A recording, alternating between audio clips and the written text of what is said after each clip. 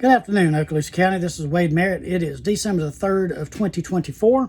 Today was the last county commissioner meeting for the year for Okaloosa County. They normally have two in a month, but they are only going to have the first one because we got Christmas following up on the end of this year and the end of this month. So this was the last one. It was held in Crestview at the Crestview Courthouse. It started at 8:30 this morning. I can kind of go through some of the things the highlights of the county commissioner meeting. I can tell you that this was a very long one, and I'm going to try to be brief about it because there was a lot in it and I can't cover it all, but I definitely encourage you to view the videos that they put on My Okaloosa under meeting agenda and meetings and minutes and things of that sort. But anyway, so the meeting was called to order at 8:30. An invocation was done by the senior pastor, Tad Anderson, with the Hub City Church in Crestview. Always the invocations are very good. They definitely try to pray for and give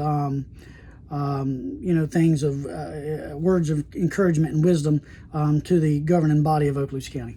The Pledge of Allegiance was done, and that was done by the Fort Walton Beach Police Department Honor Guard. So that was it's always good to see the patriotism and to see the the Pledge of Allegiance to the flag done at the beginning of every meeting. I think that's very important to make sure we know where we come from. But then moving on to the Employee Awards. The Employee Awards is done by John Hofstad, and I believe it's the HR lady, I believe, is who hands out the things to him. But anyway, I'm going to try to read my notes. There was I think there was 4 people today that got awards, or 5 actually. There was a 5-year service award, 2 15-year service awards, a 20-year service award, and there was a 19-year gentleman that was going to retire with the airport. So they talked about, there was a little bit of business. The county administrator, after he gave out the awards, and they took their photo. Then it went down to the next thing, which was the county administrator update.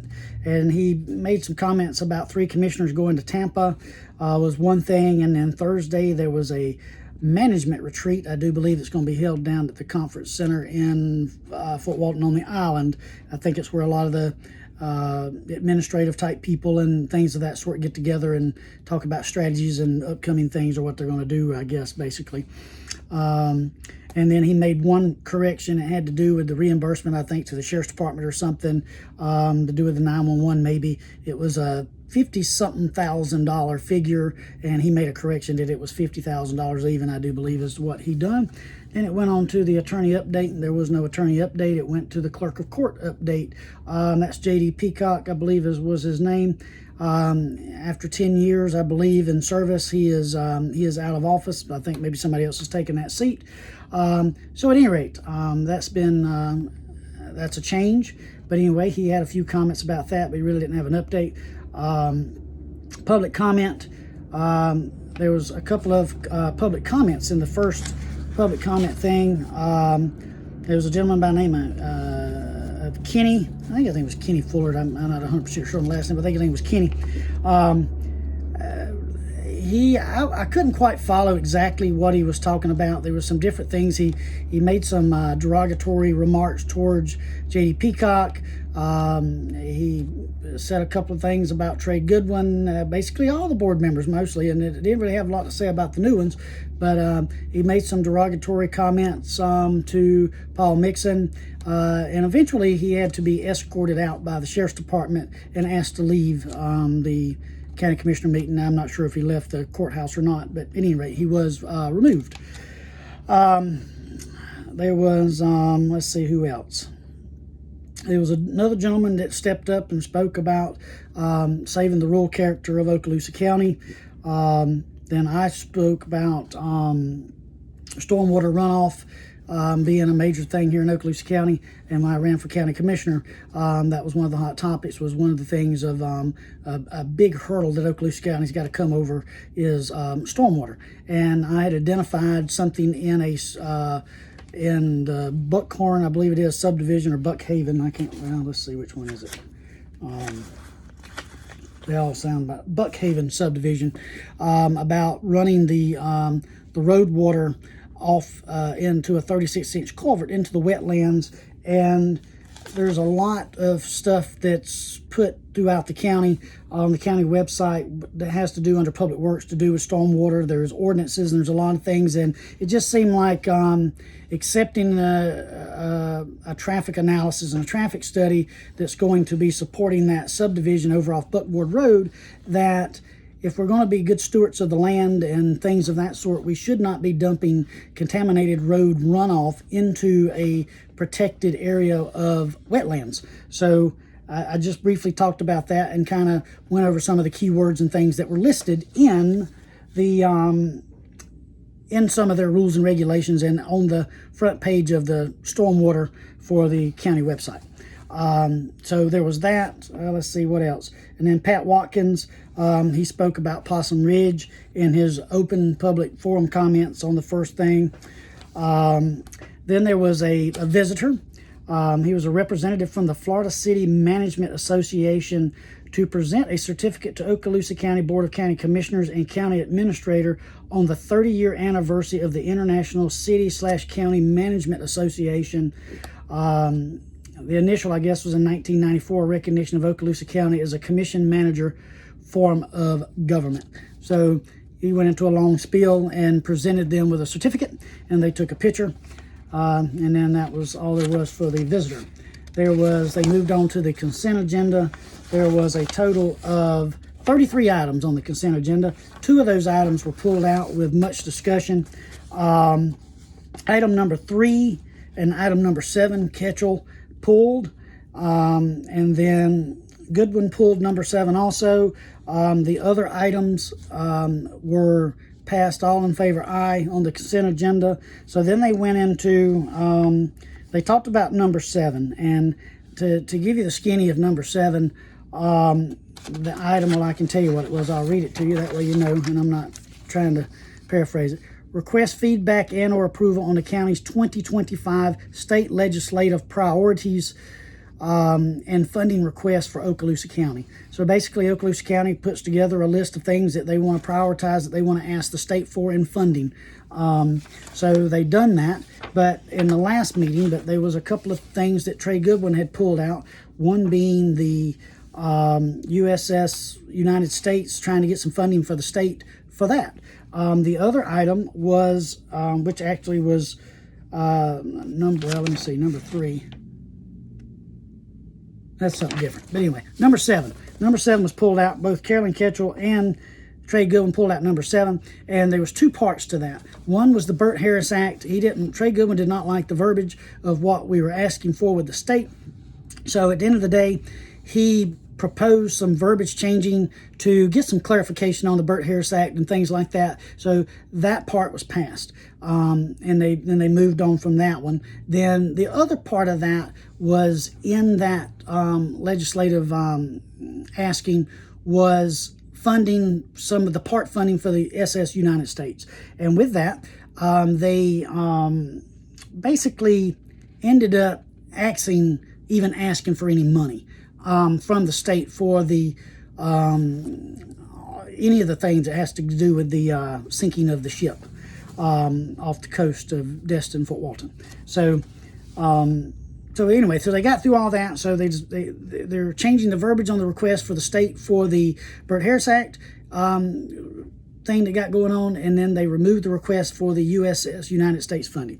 So those were the 2. That was the one item that was pulled.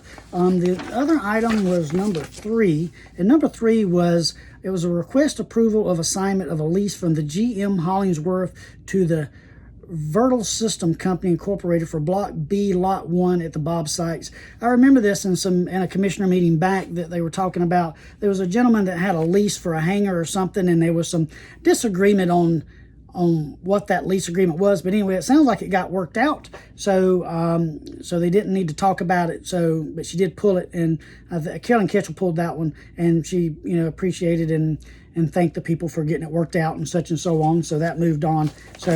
So all in favor, aye, on all of that. And then it moved to, like I say, after the consent agenda. They done it first, but they approved everything else. I definitely suggest that you go and and pull these things up, because just about everybody's got access to phones and internet now, and you can go to My Okaloosa and navigate and look at all these things, because I definitely don't want to try to read them all to you. But if you want to see where your money goes and how it gets shelled and shuffled around, definitely look at the consent agenda, because that's where all the business takes. And then you can go to the actual page, like page 339 or 431 or page 1842, and look up the actual documents that support the request. So that's important. So we went into the public hearing section. That took the longest out of the meeting. This was supposed to be I wouldn't say it was supposed to be. It's never a guaranteed time, but normally they don't run very long, but it run past noon. So probably a good 4-hour meeting today. The first public hearing was, number one, it was a comprehensive plan amendment, a text amendment, CPA-2024-02 adoption. So basically, the way I understood it, and you can definitely watch the video if I'm not explaining it right, and maybe you can get better clarification than I did, but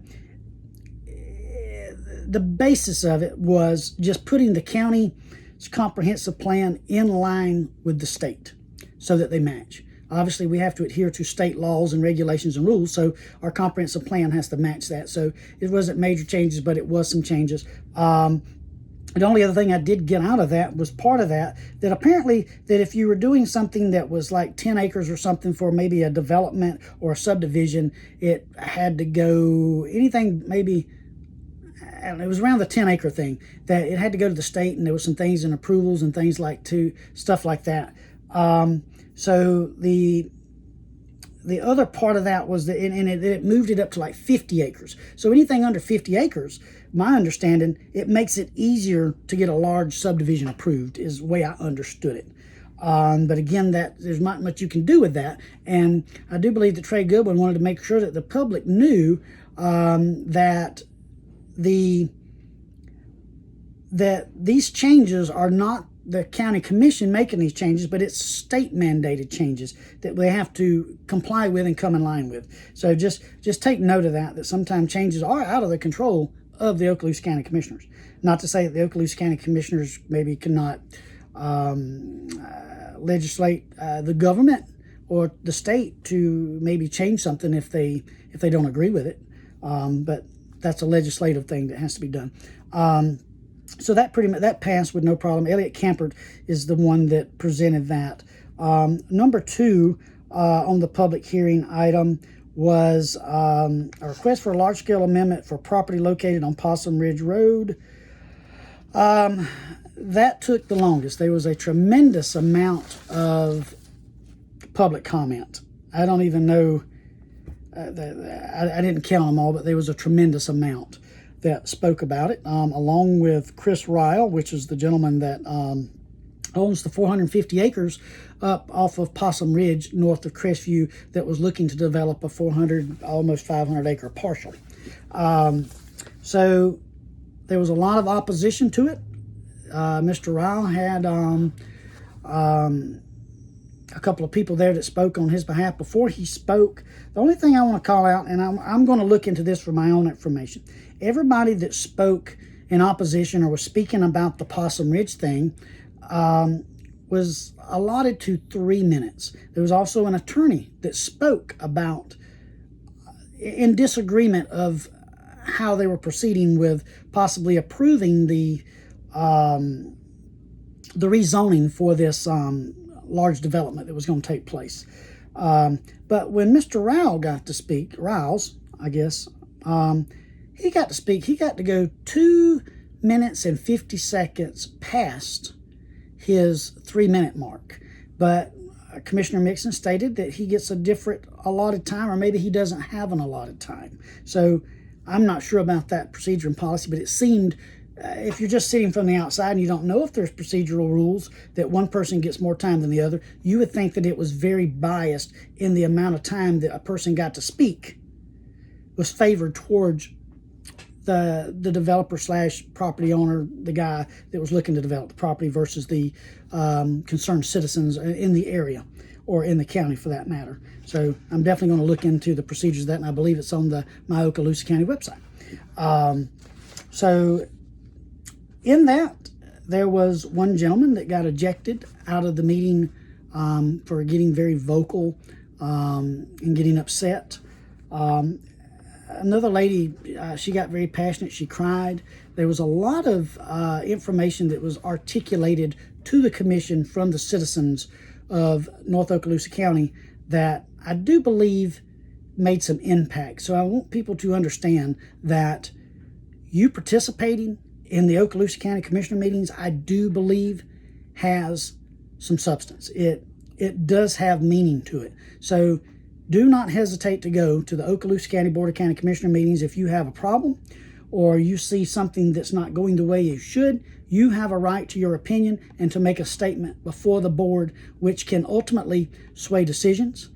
It can get you pointed in the right direction to a department that can handle your issue if you're disgruntled or if you want to praise them. It's also an opportunity to go do that. And there's other ways to reach your commissioners too, which is to write them or send them emails or to do it publicly. So the end result was to request for the large-scale plan amendment for property located at Possum Ridge.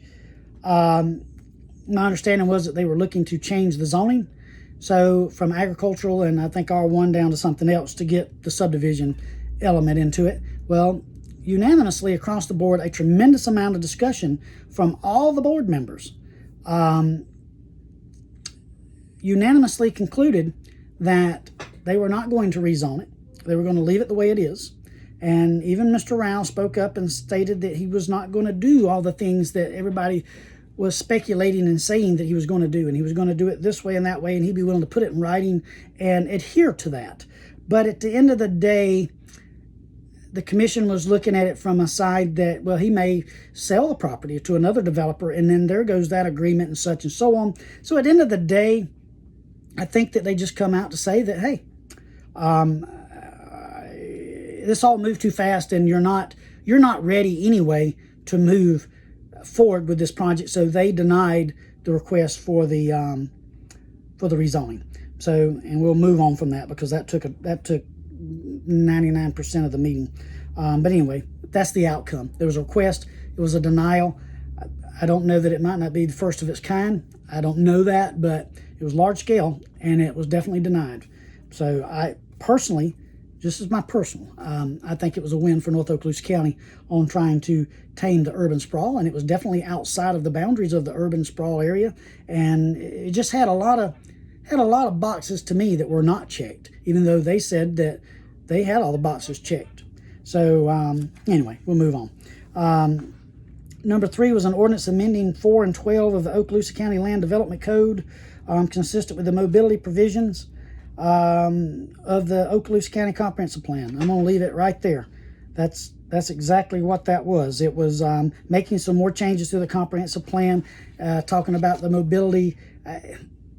I'm not even going to try to get into it, but anyway, I didn't quite understand it. I don't know that a lot of the commissioners really understood it either. I think they just said yes, but I could be wrong on that. But at any rate, so moving on to that, number 4 on the public hearing was the approval to authorize the OCWS to self-perform construction of a CIP lift station and force the main replacement project estimated at $1,290,000. That's in Mixon's district, and that was done by Mr. Hackett, I do believe, which is water and sewer. That got approved with no problem, I'm pretty sure. Let me make sure. I don't tell you wrong.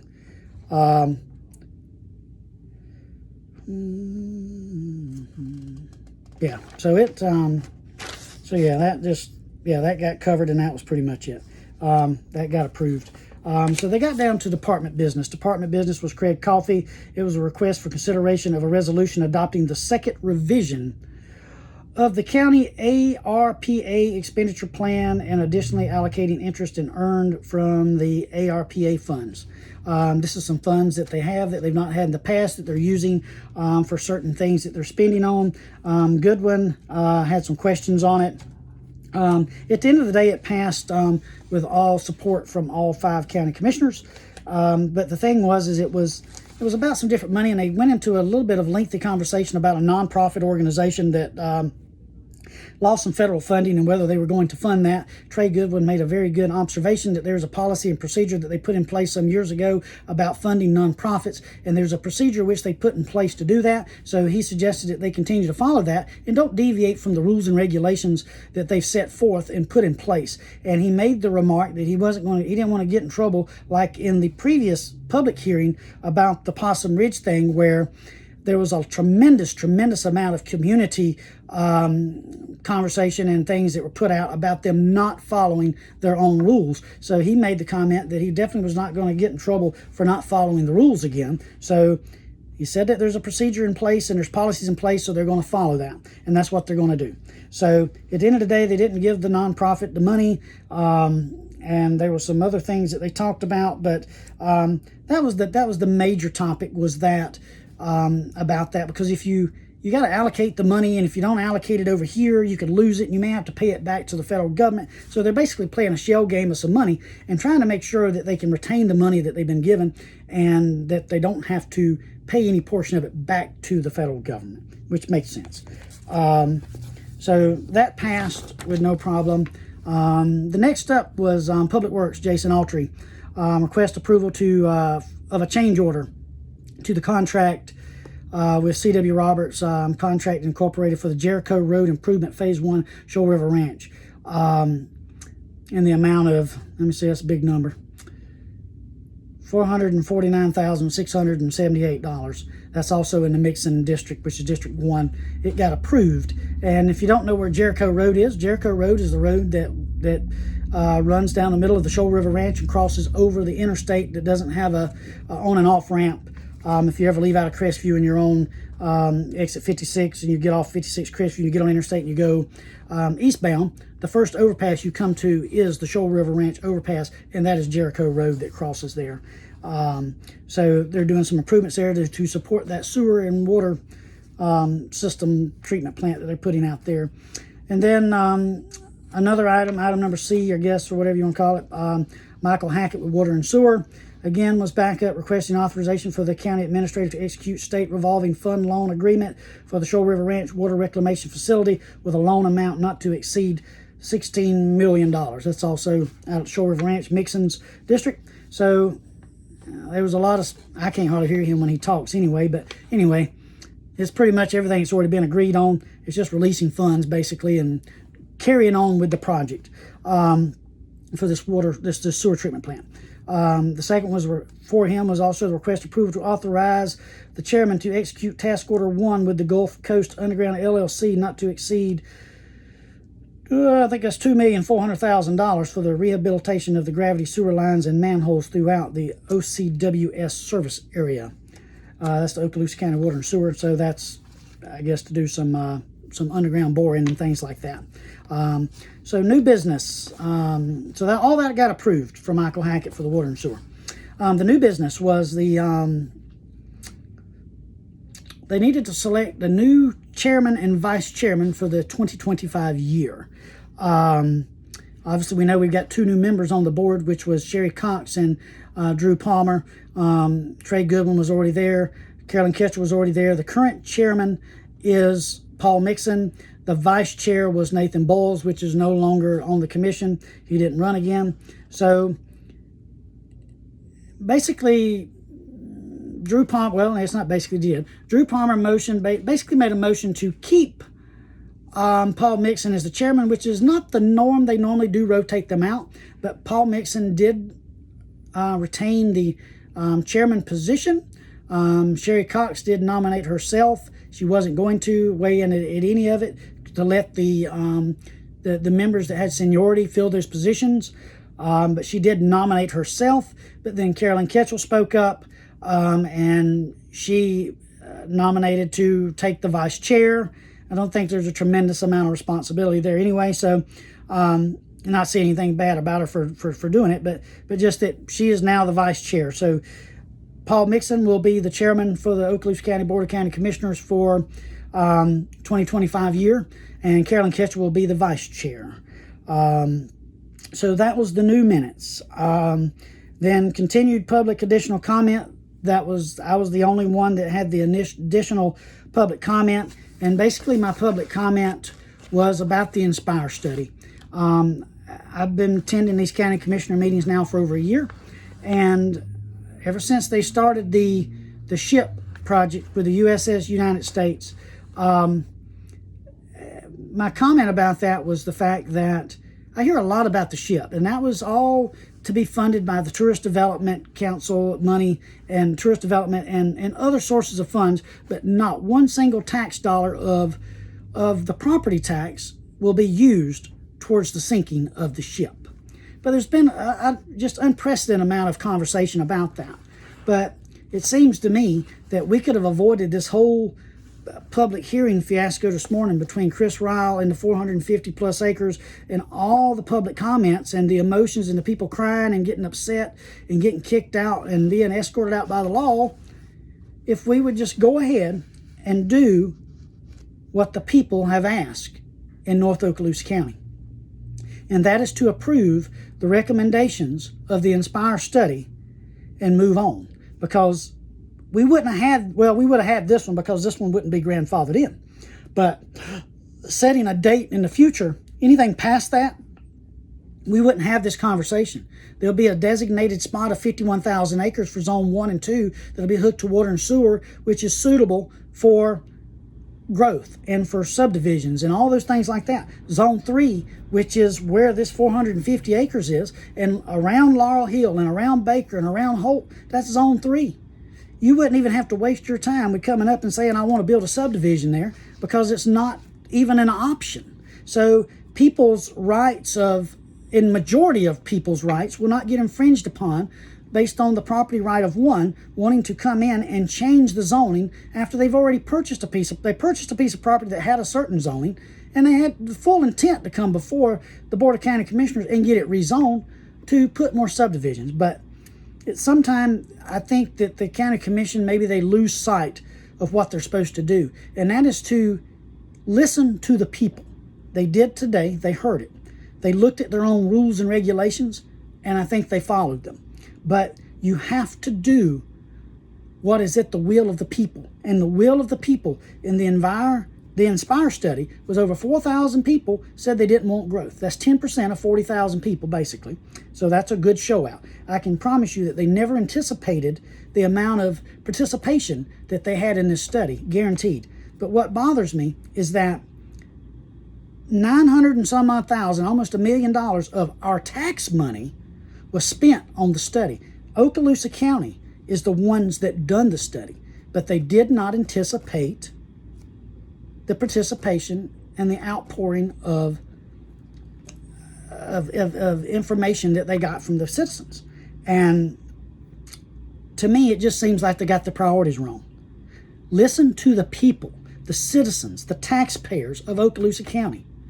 It's not Okaloosa County commissioners' jobs to listen to the demand of tourism.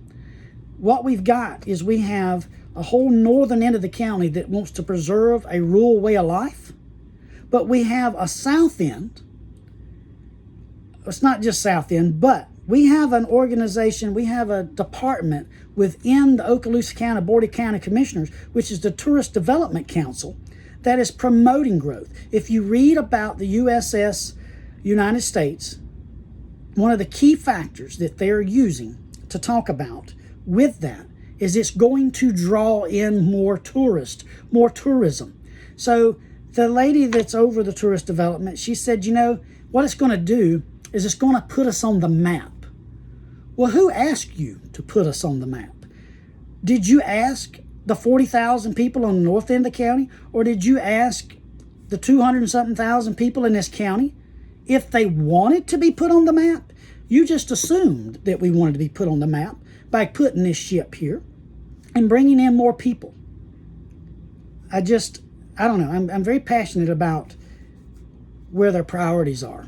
And it should be to the taxpayers, to the people of North Okaloosa County, and to the county as a whole, the south end, the people that live in Destin. It should be the will of those. It should not be to the will of tourists. It shouldn't be driven on the desire to have more tourism. I understand that it's all about money. It's an economical tool to try to generate more money and more revenue. But sometimes I'll leave it at this. Not everything's about money. Sometimes it's about the well-being and the peace of your citizens and knowing that they're being heard and being able to enjoy a rural lifestyle and an investment in which they've made. So let's quit focusing on the ship and the boat and sinking it, and let's worry about the Inspire study and the $1 million of our tax money that got spent. Let's make that a priority and not the ship. So, and then that was pretty much the end of the Okaloosa County Commissioner December the 3rd of 2024 meeting at the Crestview Courthouse. So they will reconvene in January for their next meeting rolling into 2025. So that is the last update of the year. So again, this is Wade Merritt up in Baker. And again, as I said in the last one, stay tuned for whatever the future may hold, because my political aspirations are not over, and we'll just have to see what comes in the future. So again, thank you for listening, and I hope I was to give you a little bit of insight on what took place today. Thank you.